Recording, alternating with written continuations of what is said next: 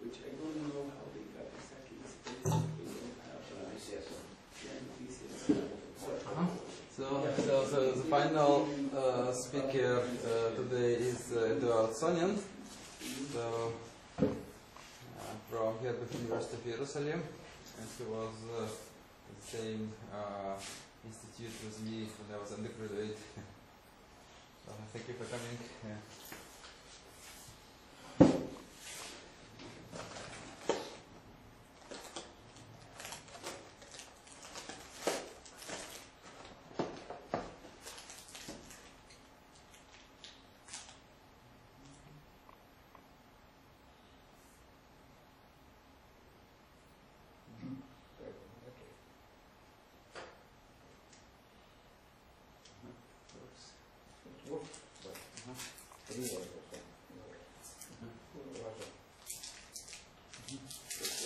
Okay.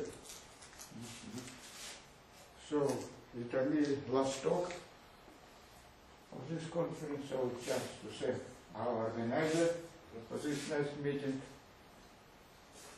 and my special thanks to people who are patient enough to come to last hour, to be patient to stay until last hour, last day, and come to this meeting, to this stuff. I think some people say that they had very early flights. Yes, of course. Always there is reason. excuses. Okay. So it was supposed that I was asked. So domain walls is a very ancient science. I believe close to many decades, maybe close to century, which is studied. So it is not, in this sense, it's not frontier of condensed metaphysics. But this science becomes wanted again in conventional with, in connection with problems of conventional superconductors. And it requires some revision of concept of this science that that's I told about. It is, I was asked to make also, because it's overview, some remarks, some concepts. But I believe that I see here all the experts, so I'm not sure that this overview now is needed. Anyway. Since it's recorded, when all the students coming from vacations, they will listen to this recording. So you give some pedagogical introduction. So you should have told at the beginning of the conference. You told it. You told us last I can do it even from blackmail. Wow. So here it is my co-authors in this paper which I refer. Okay, so, and content will be the following. It is not exact content, it's topics which we added. Domains in normal ferromagnets, and it's really textbook stuff. And next is domains in superconducting ferromagnets, and domain in special, final goal is to discuss domains in chiral POA superconductor. And I explain what does it mean. It is superconducting ferromagnet, it's a little bit more general course. But I shall explain what I mean with the two topics, with different sequence of topics. So let's start from basics of the magnetostatics. It is the theory of Landau-Lifshitz. And it is based on a hierarchy of three energies. The most important and the largest energy is exchange energy. And exchange energy conserves spin. It means that energy, whatever large it is, it does not depend on direction, on the spontaneous magnetization, only at its modulus. Instead of dealing with this huge energy, we simply throw it away. Instead of it, in Landau-Lifshitz theory, the M is fixed. And that is the result of this energy. After this, we don't need it, except for, which is not written here clearly, except for contribution which depend on gradient of M direction. Next step is anisotropy, crystal anisotropy, which does depend on the direction of M, and this is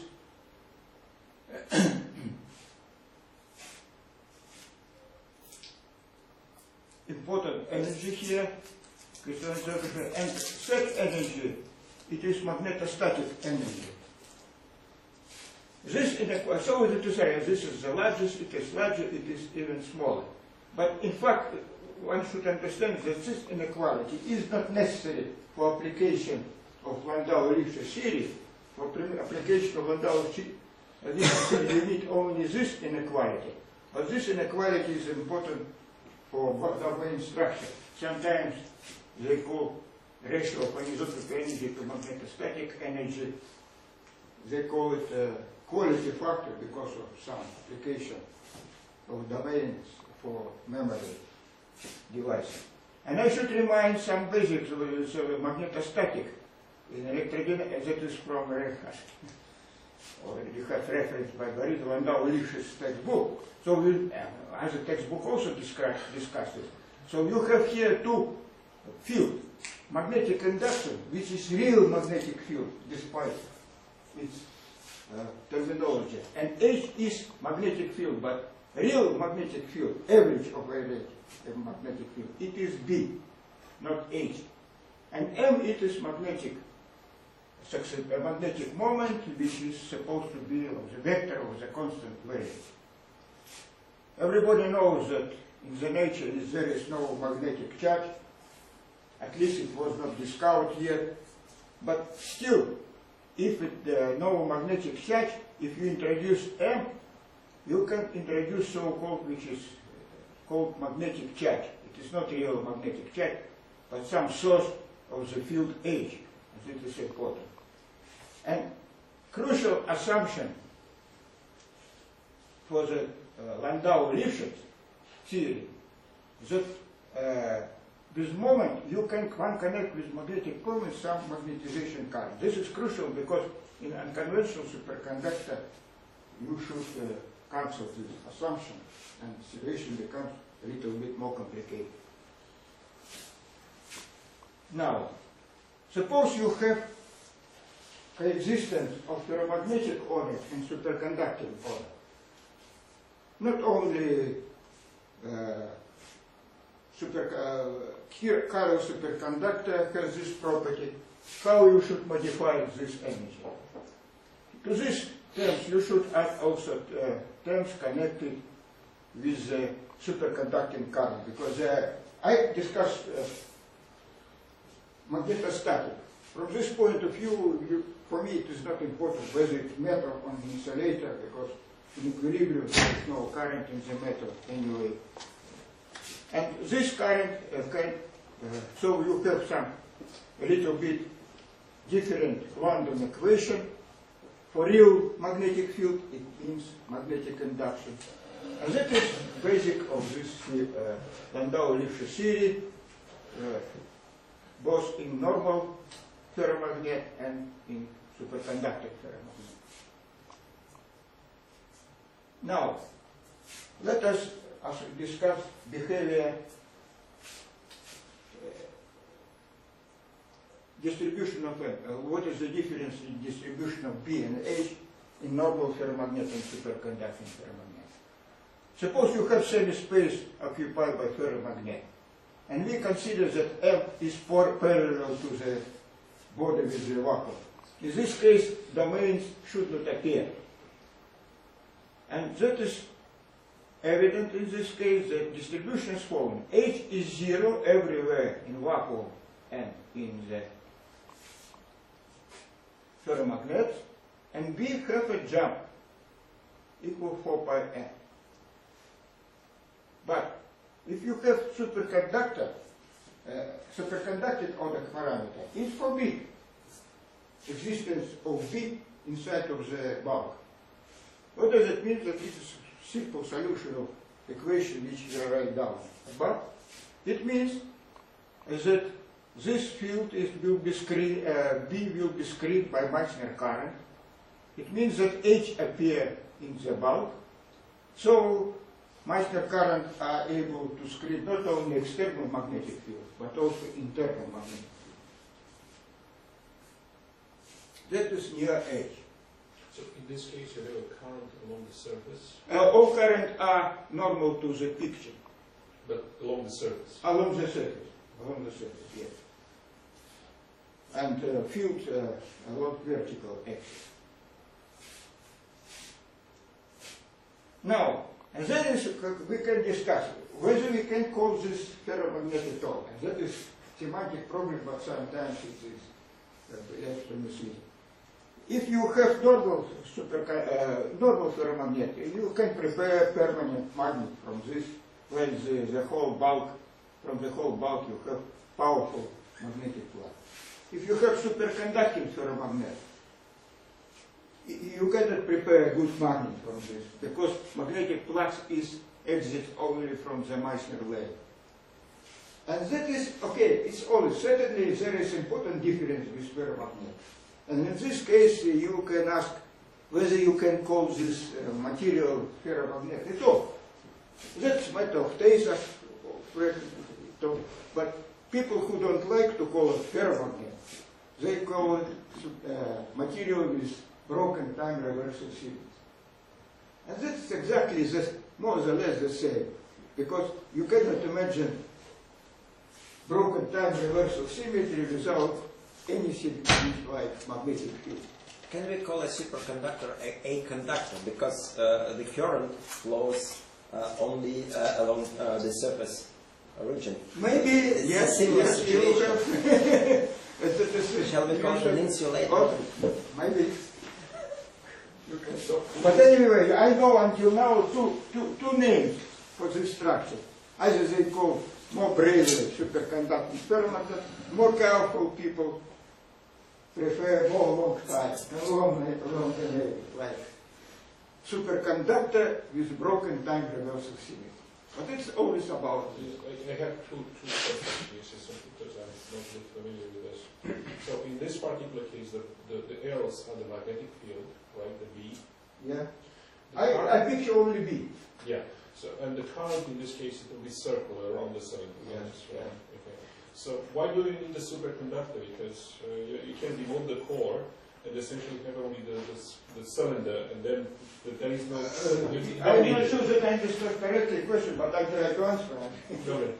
First of all, for good magnet, I don't need superconductor. Superconductor spoil Yeah. magnet. That's it.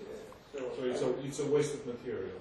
Yeah, you cannot effectively use this material on good magnet. You cannot use it for lifting some stuff, heavy stuff. But what about if you make this cylindrical shell of superconducting material, but then remove the core because you don't need it? So in that case, you see, it's. Oh, but you see, I don't understand, but. You can make a very thin superconducting shell. Do you suggest to cut off this Meissner layer, but it doesn't work, I think. No, not the layer, the core. Remove the core completely. What is, but then it's the same Meissner layer appear in the internal border. No, but you choose the layer to be of the thickness. Yes, that is right. But and then you can use the fact that it's a but superconductor. you say material, but no not losses. make a magnet stronger. You can. Certainly, if you prepare cylinder less than lambda, you have situation like this. But then, why do you need a cylinder? You can have a foil. Okay, it's some examples, that's all. Of course, I can picture some sled, whatever. And the spontaneous vortex leads us as a... It will be there. And now that's exactly what is effect on the magnetization K. That is type 2 superconductor without magnetic order. What magnetic order means? It is, again, it's a result of calculation, it's nothing else but minimization of energy. First, this curve simply shift, I didn't explain, simply shift by 4 pi m. Until HC1 is larger than 4 pi m, you still shorter have a sort of Meissner layer, but it is still here. But if you achieve situation where HC1 is less than 4 pi m, then Meissner state disappears at all, and that is called spontaneous vortex phase. Like this triangle layer because of lattice, but without any external magnetic field. Okay, now about so how it happened. For example, of course, again, chiral superconductor strontium-229 was not first material with coexistent ferromagnetic superconductivity, and this is shown first some phase diagram for the ruthenium cuprate material. Unfortunately, this material, by the way, this first high TC superconductor with coexistence ferromagnetism and superconductivity, and it was discovered experimentally in our university in the group Fellner, Asaf, and Melo. But anyway, so they have some magnetic transition at 130 Kelvin and superconductivity about 33 Kelvin. So for me, for further, it's important that in this case you have first magnetic transition and then superconducting transition. Okay, now to the main walls. So can I ask a question? Sorry? Would the vortex interactions, Huh? the interaction between the vortices, be modified? You see, the theory of this vortex lattice has no difference from the lattice, how you derive lattice in the type 2 superconductor without magnetic overlay. It's only shifted, this magnetization case. So all what you know about type 2 superconductor, about interaction, about triangular lattice, is relevant from the case also. The only shift in magnetic field. The internal field is taken into account. Now about domain wall. If you have two domains, first of all, I consider easy axis ferromagnet. And you have two domains, magnetization up, magnetization down, and that is Landau-Lifshitz theory, it's called. So you can characterize it by angle theta, polar angle theta, and azimuthal angle phi, and total energy depends. First of all, let's choose phi arbitrarily. Then you have dependence only, but constant.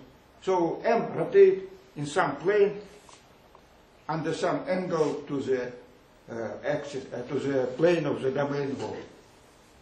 So you have variation gives you Sine-Gordon equation, and very known solution, first obtained by Landau and Lifshitz, and you have some energy of the domain wall, and you have also some width of domain wall, which is supposed to be thin enough.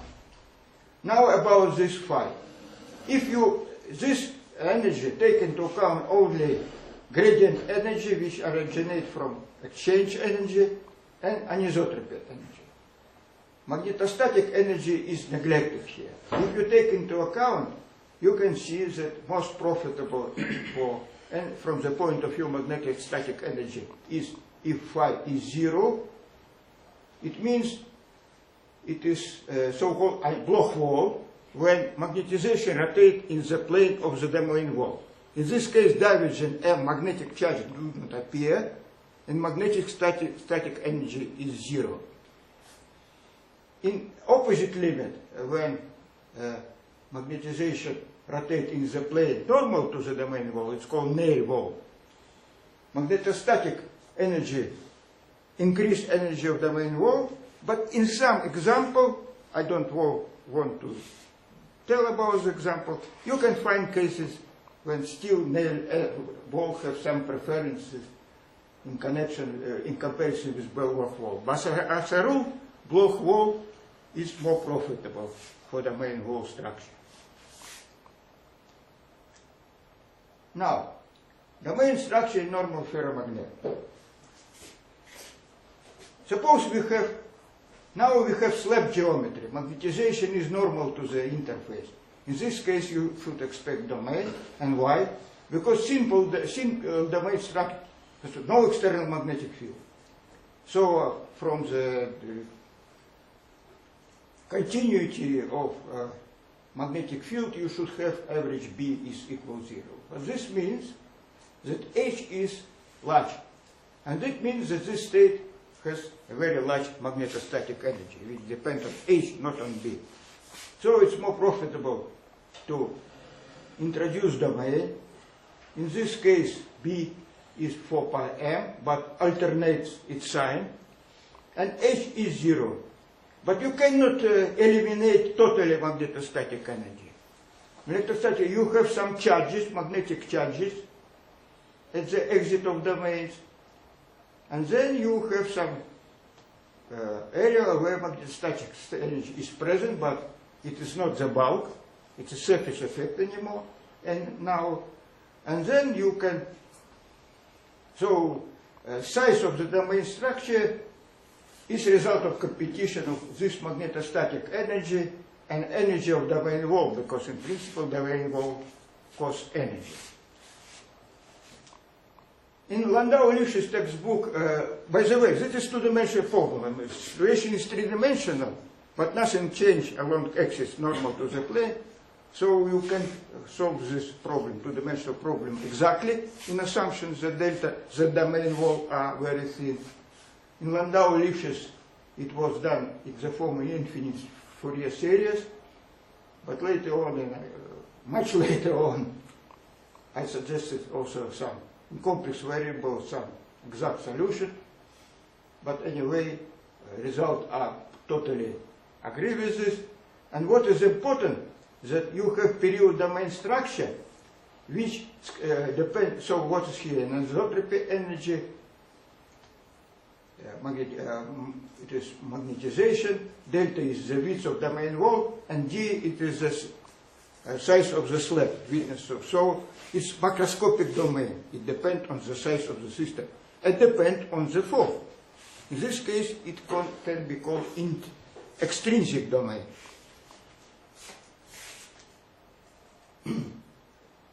Now, what happens if you have domain structure in superconducting ferromagnet? First of all, domain structure is impossible in Meissner state, just because it requires non-zero B, and B is forbidden by Meissner code. So, no equilibrium domain structure in the superconducting ferromagnet. But it is only if you deal with the Meissner state. With the Meissner state. Because, okay, well, I can tell you that this statement about absence of domain structure, extrinsic domain structure in superconducting ferromagnet does not take place if you have spontaneous vortex phase, but I cannot dwell on this. And now let us consider what happens around domain well. First of all, if you have normal ferromagnet, so you have 4 pi m and B is constant. In the superconducting ferromagnet, of course, B is screen. But what is important to understand that there is some jump of magnetic field. And this jump is totally universal. Why? Because it is a result of, because current is rotor, so it is full derivative, so it doesn't depend on which structure domain wall you have. Totally don't depend. It's 4 pi m. That's it. Does not matter whether it's Bloch wall, Neyer wall, whatever. Now, however, long ago, when first superconducting ferromagnets were discussed, there was idea, first maybe was considered by Anderson and Zul, that, you see, in this case, ferromagnetic order compete with superconducting order. So result can be full destruction of the Meissner state. And then you can call, then there is another type of domain structure which is called, can be called intrinsic domain structure, when domain appear with the size which does not depend on the shape of the sample, and it is intrinsic parameter of the material, not of the sample. Simply because you see that Meissner state becomes impossible. It means that superconductivity here suppressed ferromagnetism. So it was suggested, I call it, not I call it, Super Anderson and Zhu call it cryptoferromagnetism, because in fact you have, due to this domain, you have globally not ferromagnetic state, but antiferromagnetic state. But anyway, if it's superconductor stable with respect to formation of, so when we tell that domains are impossible in Meissner state, that should be taken with carefully. First, you should check stability with respect to this cryptoferromagnetism state, and if it's stable, then extrinsic domain cannot appear. So, but the size of the domain still is a power of size of the sample, right? No, that's a potent thing. That it is intrinsic. Huh? Not in this, in previous. But that is size of domain, sorry. No, previous slide. No. No. It is delta, it's the thickness of domain wall. Oh. You see difference? Oh, it's okay. Here no D. Okay. So these domains are extrinsic and they depend on the shape. This does not depend. It is a property of bulk material. So again, it's simply minimization of the energy. Euler-Lagrange principle. So we calculate this, so it is details of calculation which are not important here. And now phase diagram. All fields are measured in the units 4 pi m magnetization. So this is area of the cryptoferromagnetic state where practically ferromagnetic order parameter, strictly speaking, is absent.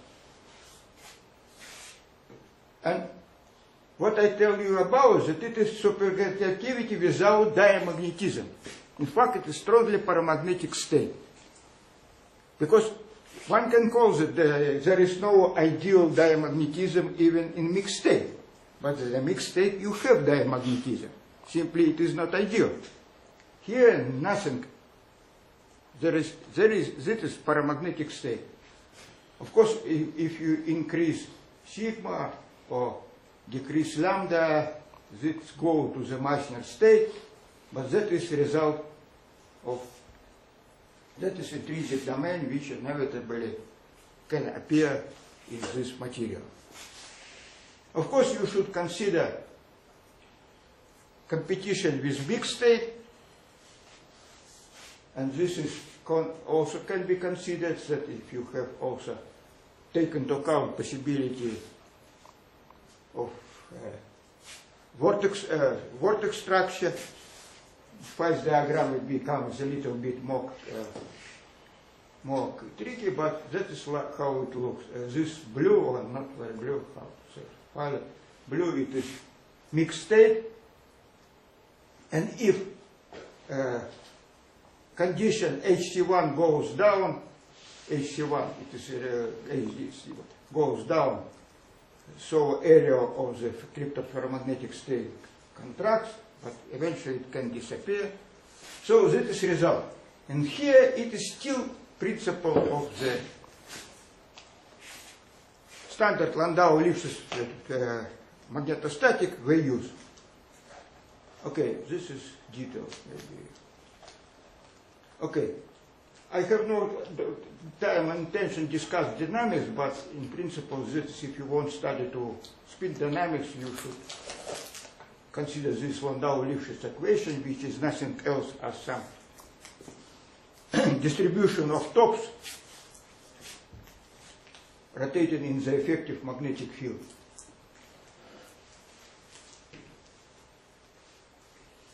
Okay, I should mention also that this domain wall both in normal ferromagnet and superconducting ferromagnet, always have some localized state, safest state, which can be considered as 2D magnons. It is not all this safest state which we are considering in connection with topological material, because in this case, in that case, you deal with Fermi state. Now I discuss magnon state, which are bosons. And also, as some overview, you can tell you, I can tell that this oscillation of this domain wall can be discussed in terms of so-called Slanchevsky equation, which also, it derived from Landau-Lifshitz theory, but it is simpler, because it supposes the structure of domain wall change very weakly and fixed.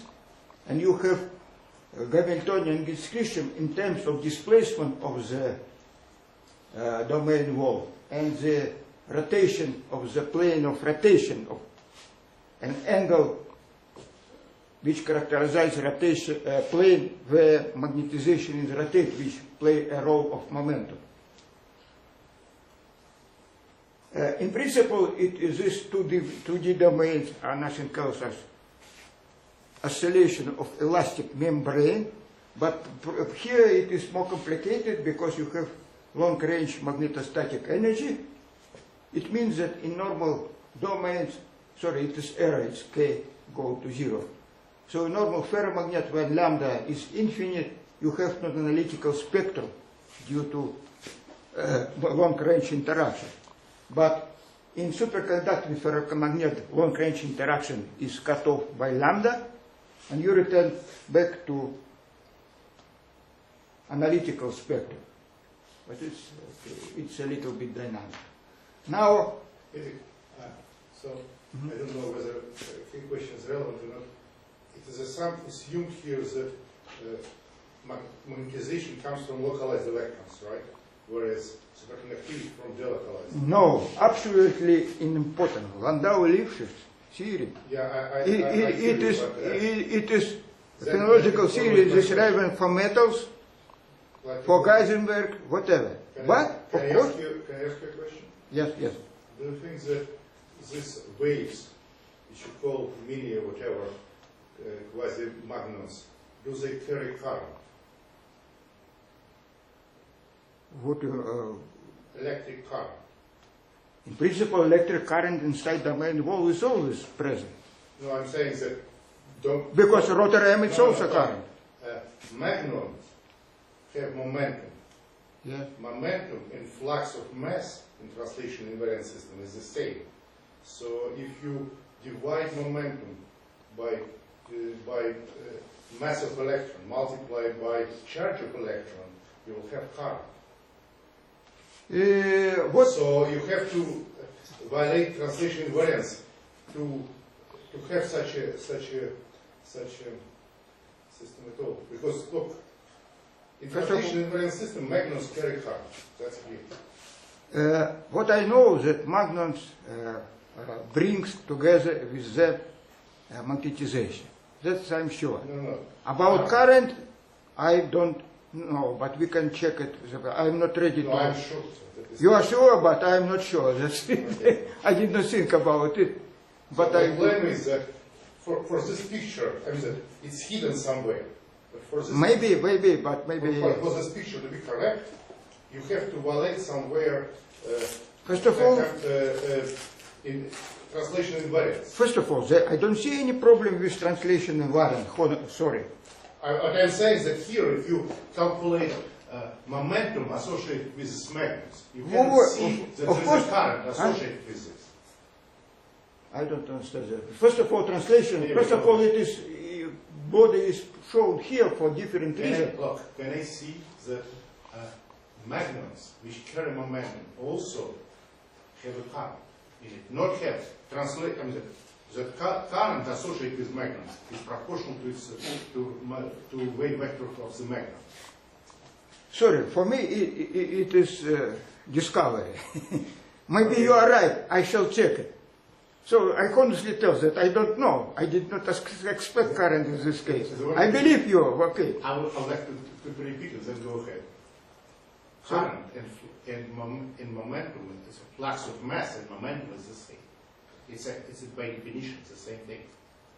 Momentum and flux of mass. What's flux of mass? It's velocity times. But why you believe that there is flux of mass? It can be, for example, I'm saying that in translation invariant system it is the same. If you have momentum, you have flux of mass.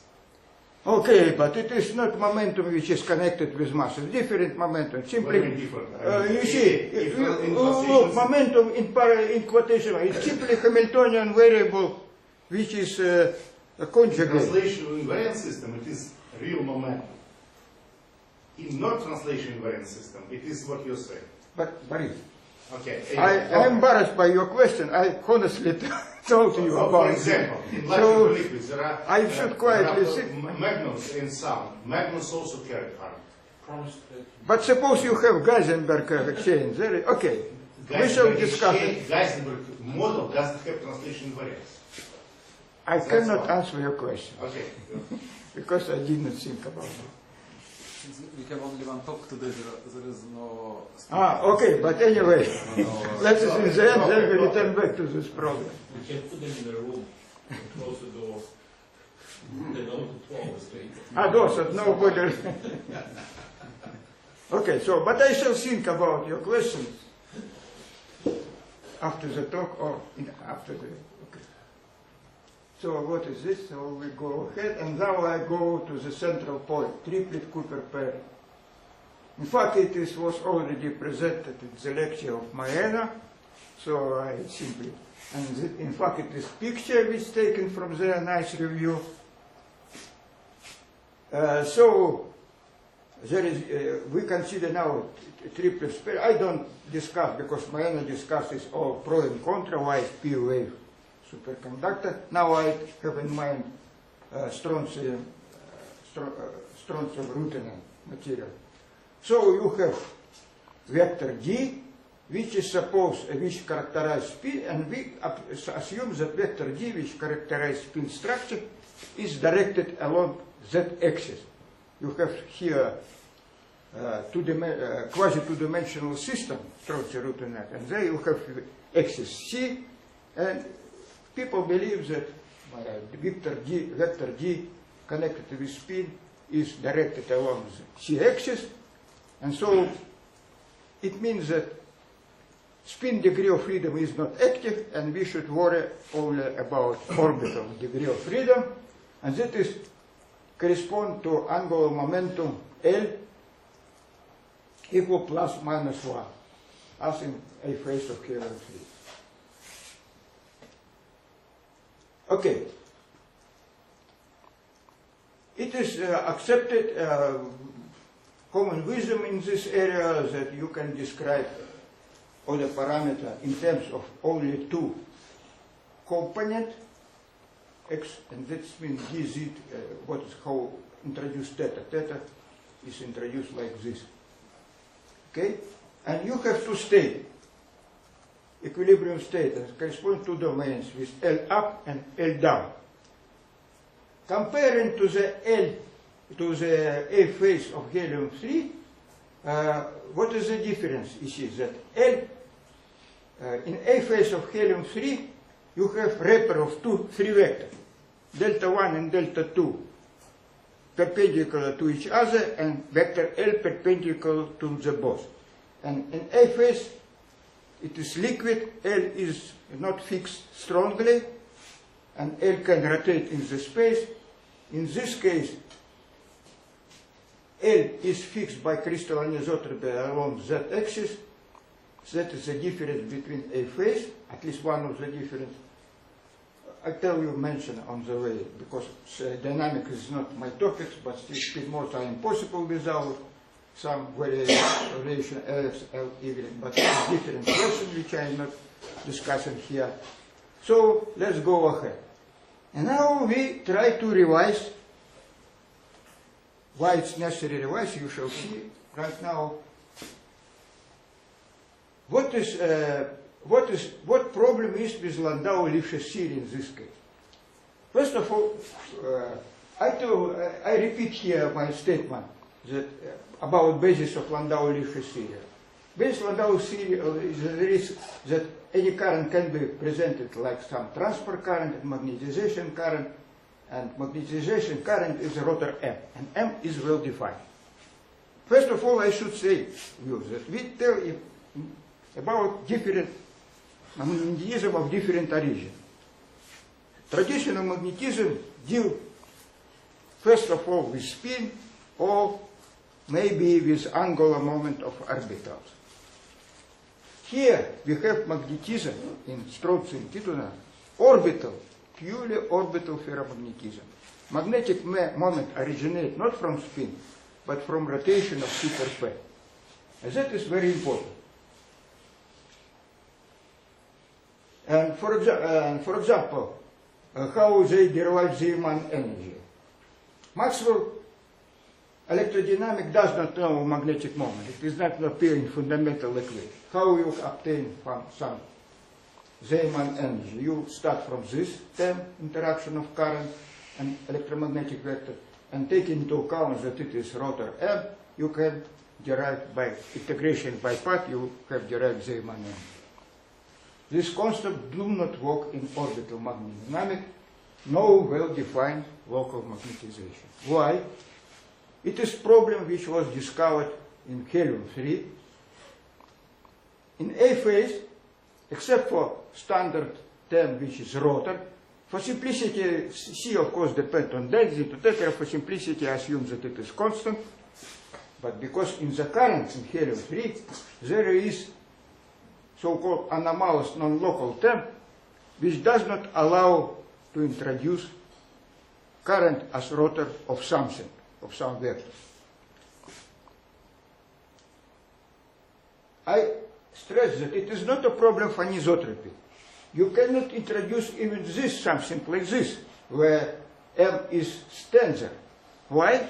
Because you cannot collect all terms in current as rotor of some vector. What to do? You should live without magnetic moment. You should live with current. It does not mean that you can, after you calculated something, introduce some effective magnetization. You can do it, and I shall do it. But the problem is that for any new case, you should have a new effective magnetization, not universal magnetization. And that is important. So now I go to the main valve here.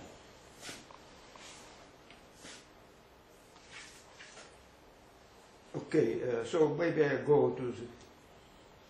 For example, if I so it's no problem to live without magnetization, dealing simply with current. Current can be derived, for example, from Landau-Ginzburg theory. If you formulate Ginzburg-Landau functional for mostly phenological, it can be derived in weak link, but in general it is phenological. You can derive some current. For example, if you consider magnons, you can, magnons, for example, in helium-3 they have also, it's not magnon because it's not charged, but some effective sound, effective mode which is equivalent to magnons. For example, result would be one. In one case, if you have one orientation of the plane wave of the magnon mode with respect to axis of L. Now there is no axis of magnetization, but of course vector L, unit vector L is totally well defined. You have different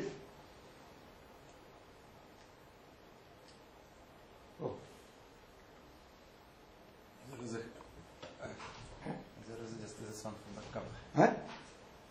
Just the convention. There is stop working. There is this one. Yes, so what I tried.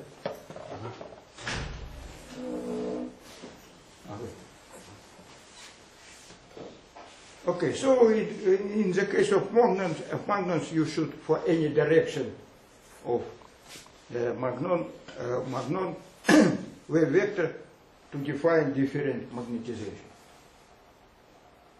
Now, what about jump? For studying domain structure, you should have defined jump of magnetization. This jump, of course, is connected with the charge current which flow along the domain wall. In Landau-Lifshitz magnetostatic, it was universal value.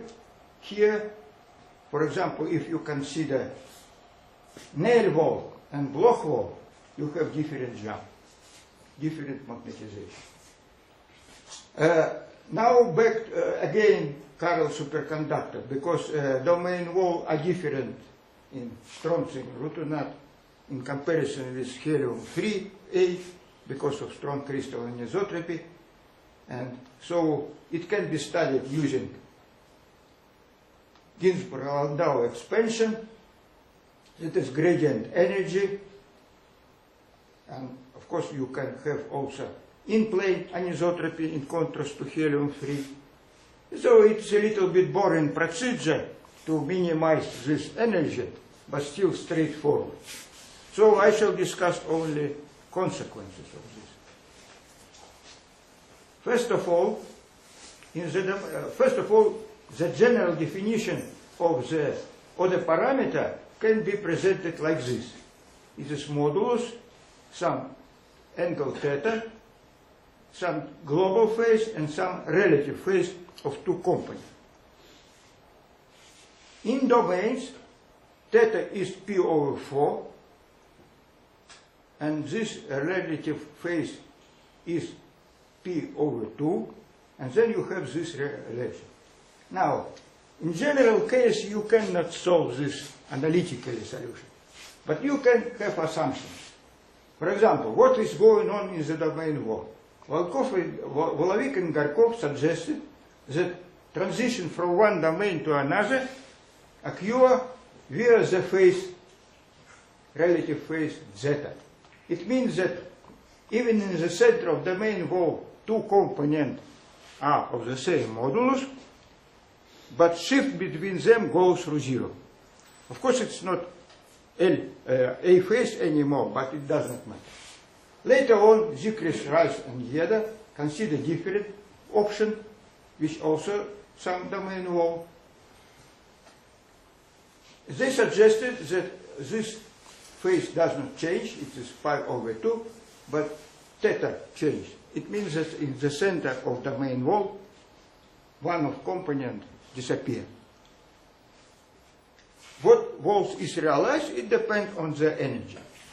In fact, it also depends on the orientation of domain wall with respect to orientation of crystallographic axis, because there is no cylindrical symmetry, it's tetragonal symmetry here. But it is, everything is details, not everything. What this of details, it is straightforward calculation of this domain structure. But let us see, we consider, for example, we start from the Garkov wall, and we rotate. I show this angle, but did not comment it. Here, it is important also angle between crystallographic axis and plane of the domain wall.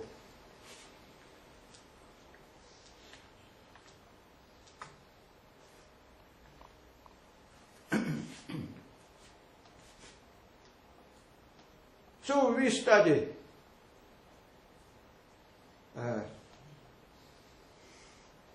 energy of domain wall and jump.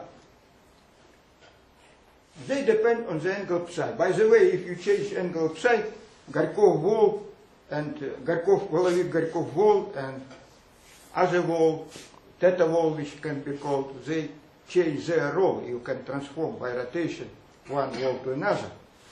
But anyway, I attract your attention. The jump. So independently on the psi, you can choose one wall or another. But what I attract your attention is that jump change sign, is able to change sign. magnetic field jump can be negative. It means that magnetic moment can be anti-parallel to M. So Cooper pair rotate in one direction, but effective magnetization corresponds to direction in opposite direction. It means that, again, confirms the idea that it cannot be used, like concept of magnetic moment can be not used here, and you should deal with the current. Okay, now, that is all theory, and now, for what purpose it should be used, all this stuff.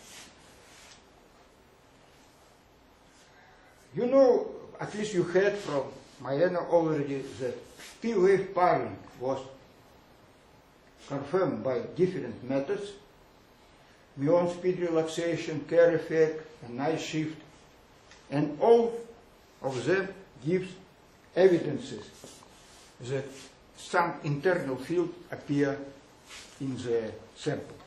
But the most direct evidences of this field, namely straight field, which I show should go out from domain wall, whether they weak or not, they estimated by many people, it looks that they should be observed experimentally. But direct observation of this straight magnetic field, either by whole probe or squids, does not give any result. Straight field do not appear. And this is embarrassing obstacle. And of course, straight field are weak. Of course, all probes are taken at some distances from the sample and average over some area. All this factor decrease sensitivity of measurement. But still people expect that this field strong enough in order to be observed.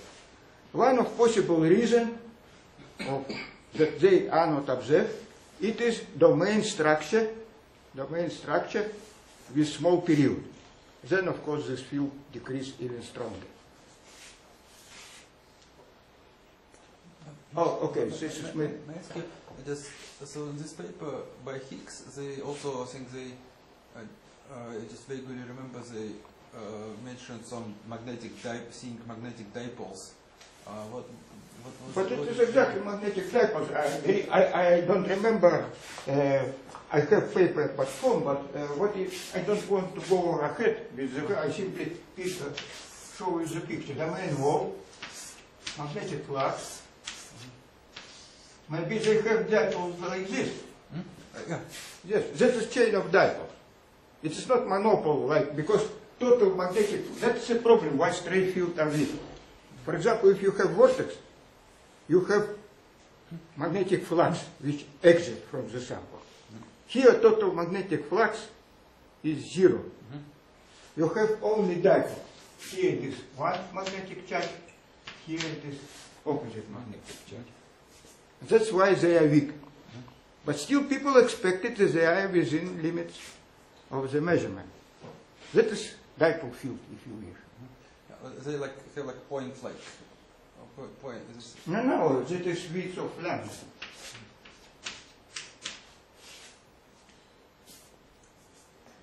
It is my circuit. I can return back to this picture of the main wall, if you wish. Okay, I picture here instead of to go. I picture you like this. That it is jump, the main wall, this B, A. And that is lambda. So magnetic flux is concentrated in the masonry layer. And of course in the body it exits. But it should return back on the other side of the domain wall. But they have like not a wall. Unless I'm missing something completely. So they don't have a wall, but they have rather like point-like object. Why you have no wall? I think they maybe. First of all, they discuss also edges and domain wall, but they are very similar edges. But I discuss only domain wall simply for simplicity. So I don't understand why it is domain wall, and it appears because B is normal magnetic flux exit, but it should return back immediately after the main wall, return back, and then it gives you a chain of dipoles. Yes, I have not the chain, but I think they report. What chain? Hmm? What do you mean chain? Yeah, so like The main wall, chain of the main wall? no. Or maybe maybe could evidence later maybe. So that's I didn't remember. Okay. So that is a problem. And this here mentioned problem. It was mentioned that problem of intrinsic angular momentum exists in helium-3A, and there is controversy. Indeed, controversy exists, and I explain what I try to explain at least what was controversy about in helium-3A. When they started to use this, start to calculate angular momentum, they obtained either very large momentum, which is proportional to superfluid density, or superfluid density multiplied by small factor. In principle, if you later on it was clear that in fact this concept of intrinsic angular momentum is not defined, in contrast to some point-like boson. Cooper pair is something amorphous. You cannot separate intrinsic angular momentum on the total of magnetic momentum of the whole liquid. That is the problem. So indeed, no surprise that in some experimental situation you have one moment, and another situation you have different moment. But the problem exists for zero temperature. It is not connected, in fact, which was I mostly discussed here. What is the problem? You can write Landau-Lifshitz, not magnetodynamics a la Landau-Lifshitz, though without momentum, and try to find equation of motions for angular momentum. At zero temperature, normal component disappear. There is only superfluid moment. And then you can see that if you want to have, if you have intention to write down hydrodynamic equation in zero temperature, you have no choice except for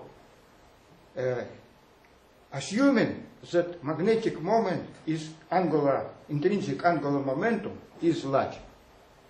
Even so, some calculation in BCS theory shows that in reality it should be small in this geometry. I believe that it is not satisfactorily solved because instead of hydrodynamic equation, there were suggested some very complicated non-local equation.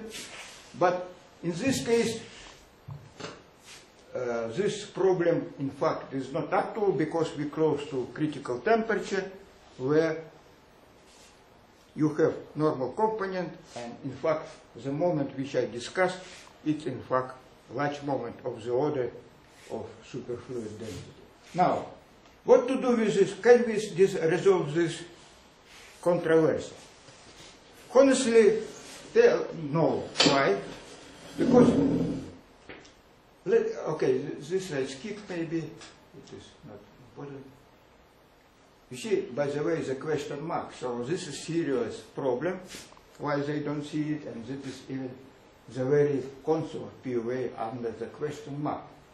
And this Kellen and Berlinski give you experimental data of supposed domain structure. I should emphasize that they cannot measure domain in all these experiments. They have some judgment about what domain they expect in their case. And you see that it is very different estimation. Can you determine from the theory, for example, the theory of cryptoferromagnetic domain? For this, you should know parameter of the Ginzburg-Landau expansion.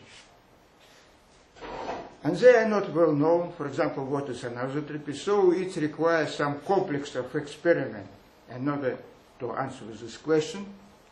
So this is an open question now, but at least this analysis opens some possible way for solving this problem. What sort of experiment? Of course, this program should be worked out only together experimentally. For example, studying of spin wave mode can give you some additional information about expansion in Ginsburg-Landau theory and so on. So I can conclude. Superconductivity suppress extrinsic domain ferromagnetic domain structure, but led to intrinsic domain structure. And important is that in order to magnetic dynamics, one cannot use standard Landau-Lifshitz theory. And most important problem for the future is intrinsic angular momentum of Cooper pay is still a challenge for experimentalists and theorists. Remarkably, that it was not a single experiment confirmed intrinsic angular momentum in helium-3 A phase. Not a single. One could expect that in superconductor it would be a simple challenge for experimentalists, because in A phase helium-3 it is not charged.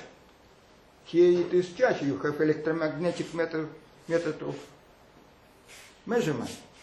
But here we encounter again the direct method of measurement of the intrinsic angular momentum until now failed. So it is challenge for the future. I don't know. Close future or distant future, it depends on the interest of this problem. But that's all which I can tell about.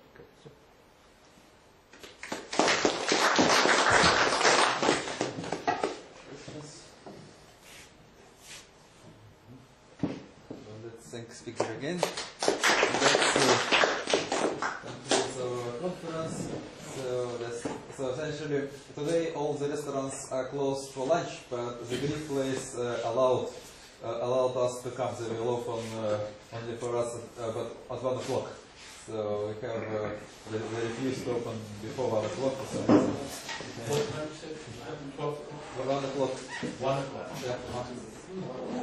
1 o'clock closed or 1 o'clock open? Oh, we can come at 1 o'clock. They will open for us at 1 o'clock. Okay. Maybe like 10 minutes before 1. And in the evening, I will collect everyone in the apartment to go for lunch or for dinner.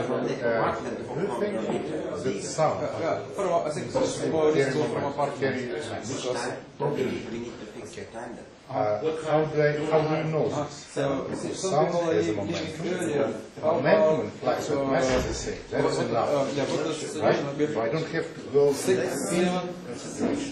just think to know if because there is a momentum associated with the body. It automatically means flux of mass. Right? No, not automatic. But then people In want to go translation, to in variant system of Let's just consider guys. Geisler problem is not translation of variant. Yeah, but can exchange Yes, quasi-momentum. For example, I use That's why I understand Yeah, how but it is 7 o'clock. you can go Let's from meet left 7 to o'clock continue, in but it at is the ground floor. Let us at least formulate. I want to say something. I would suggest you for us to thank the board for organizing this conference.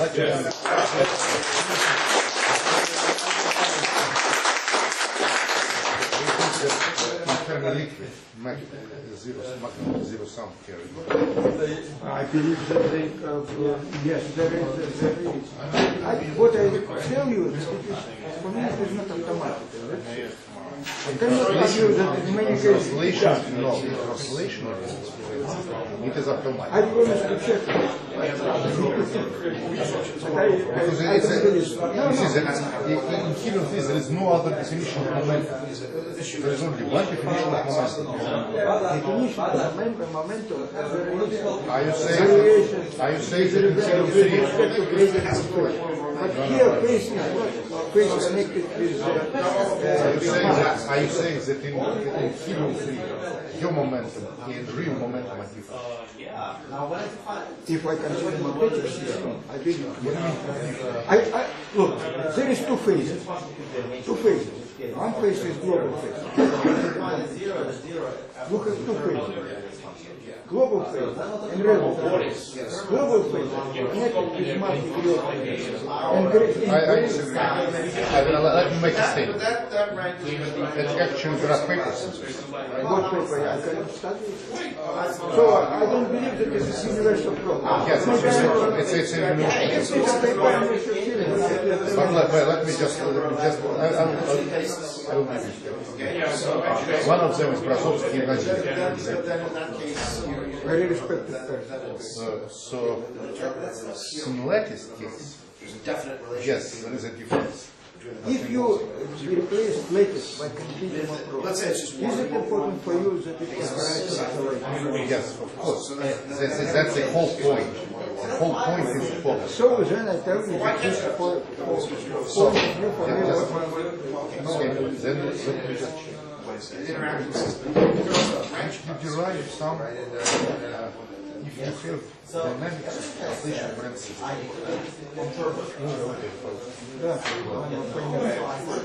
Ты можешь получить антиварную модель из дискретной. Но это не будет иметь суждения, что каких-то отношений все нормально для динамики магнитности. Но если ты захочешь знать, чему равен поток массы, это как раз вопрос, который я захотел узнать. Да, то ты сильно ошибешься. Потому что в одном случае это 0, а в самом деле... Если что меня спасает, это ошибка, что я не делал это. Нет, подожди, ты пишешь общее уравнение. Гелий 3... Ну, уравнение с концертом. Я просто слышу, гелий автоматически переносит массу. Но я литературу по гелию 3 знаю. Так в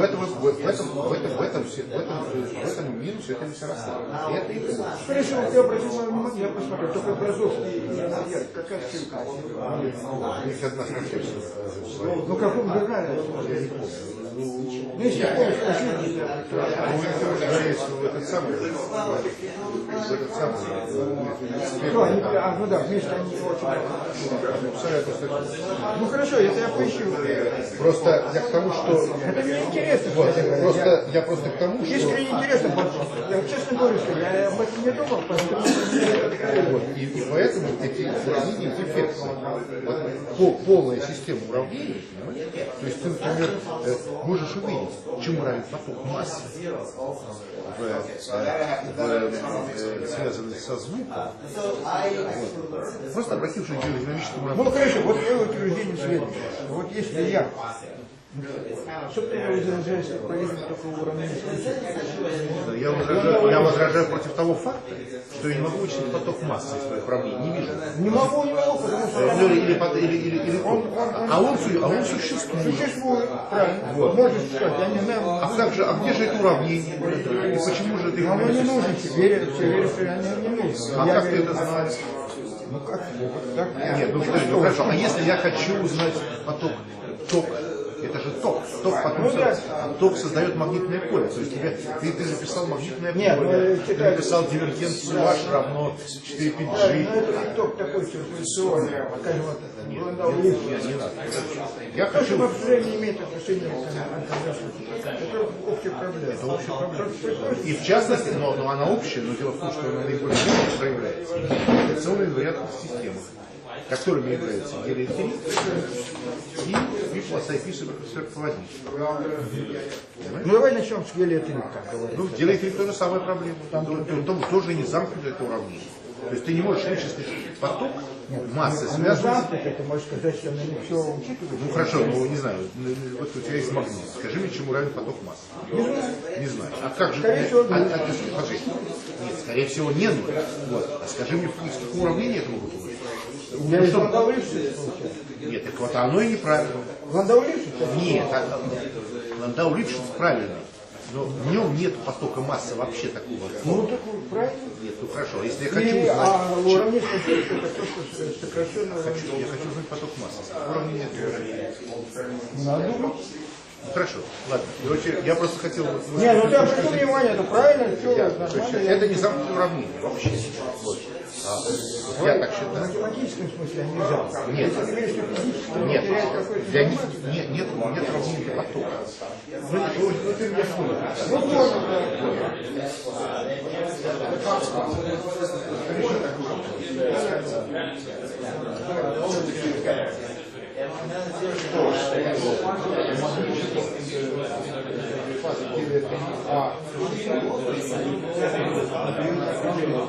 нет, ты магнитический там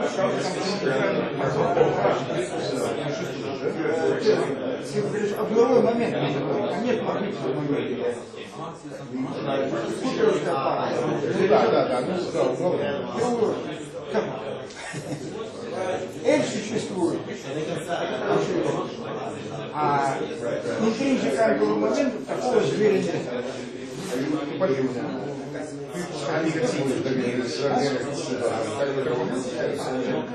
И философии тоже, в принципе, без магнитной структуры нельзя. Это для начала.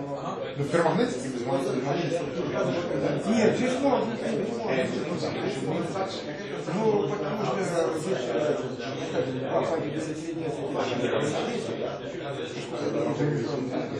И философии. ты пошел на реки, а я объясню.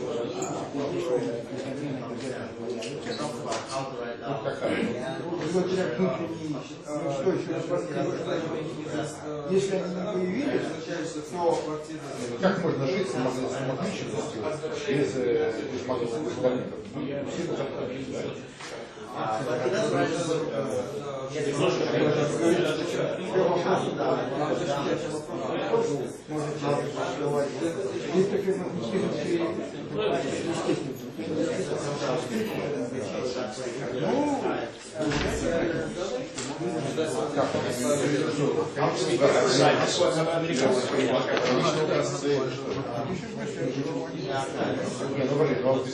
нет, ну ты понимаешь, что я же говорю, проблема. Они всего лишь исконного слова. Не важно, тем не менее. Но это недостаточно, чтобы вести до него.